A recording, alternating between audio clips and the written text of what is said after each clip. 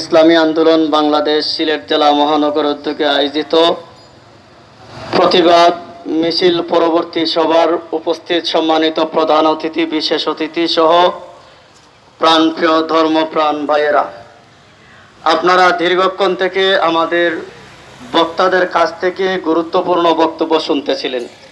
আসলে অত্যন্ত দুঃখের সহিত বলতে হয়, আজকে আমাদের আরব দেশগুলোর নেতৃত্বে যারা রয়েছেন তারা অনেকেই মুনাফিকের খাতায় নামটা উঠাই ফেলেছেন। আজকে এখনো যদি আল্লাহর হাবিব সাল্লাল্লাহু আলাইহি ওয়াসাল্লামের এই দীপ্ত ঘোষণা এই নেতৃবৃন্দের মনে থাকতো, আল্লাহর নবী স্পষ্ট ঘোষণা দিয়েছিলেন, আখরিজিল ইহুদা ওয়ান নাসারা মিন জাজিরাতিল আরব। আল্লাহর নবী ঘোষণা দিয়েছিলেন, এই আরবের পবিত্র ভূমি থেকে ইহুদি খ্রিস্টানদের বহিষ্কার করে দিতে হবে। আজকে আরবের নেতৃবৃন্দরা এই ইহুদিদের যদিও স্পষ্টভাবে তাদেরকে স্থান দেন নাই, কিন্তু ইহুদিদের কর্তৃত্ব, ইহুদিদের পরামর্শ, ইহুদিদের সকল ষড়যন্ত্রকে তারা তাদের আশ্রয়ে জায়গা দিয়েছেন।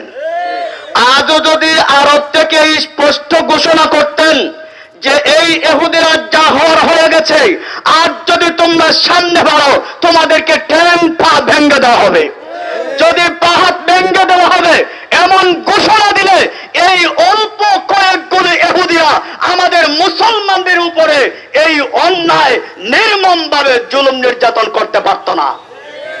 আজকে আমরা নিজের বাসা বাড়িতে নিরাপদে ঘুমাচ্ছি, ছেলে মেয়েকে নিয়ে জীবন যাপন করেছি, ব্যবসা বাণিজ্য করেছি, প্রতিষ্ঠান পরিচালনা করেছি। সেই জায়গায় আমাদের ফিলিস্তিনের ভাইরা আশ্রয় জায়গা পাচ্ছে না, খাবার পাচ্ছে না, পানিও পাচ্ছে না, অথচ মুসলমানেরা নাকে আঙ্গুল দিয়ে ঘুমাচ্ছে। আমাদের দেশে যারা নেতৃত্ব রয়েছেন তারা মানুষ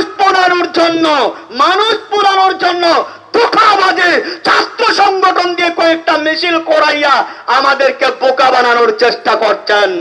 যদি বাস্তবে মুসলমান প্রেমিক হয়ে থাকেন, অনতিবিলম্বে সংসদ ডাকে, সংসদের মধ্যে আপনারা এর জন্য নিন্দা প্রস্তাব পেশ করুন। এখন আর নিন্দা প্রস্তাব পেশ করলে হবে না, ফিলিস্তিনের পক্ষে আপনারা জোরালো ভূমিকা রাখার ঘোষণা পেশ করুন। প্রয়োজনে ঘোষণা দেন, এই বাংলাদেশ স্বাধীন হওয়ার জন্য বাঙালিরা যেভাবে আন্দোলন সংগ্রাম করে এই ভূখণ্ডকে স্বাধীন করেছিল, মুসলমানদের এই পণ্যভূমিকে মুক্ত করার জন্য বাংলাদেশের সেনাবাহিনী নিয়ে আমরা ফিলিস্তিনের পক্ষে দাঁড়াতে চাই। যদি আমাদের দেশের সেনাবাহিনীরা আমাদের দেশে তো কোনো কাজ করতে আমরা দৃশ্যমান দেখছি না, আমাদের নৌবাহিনীরা দৃশ্যমান কোনো কাজ দেখছে না, এই মুসলিমদের পক্ষে দাঁড়ানোর মতো যদি সাহস থাকে না, এদেরকে পালিয়ে আমাদের লাভ কি?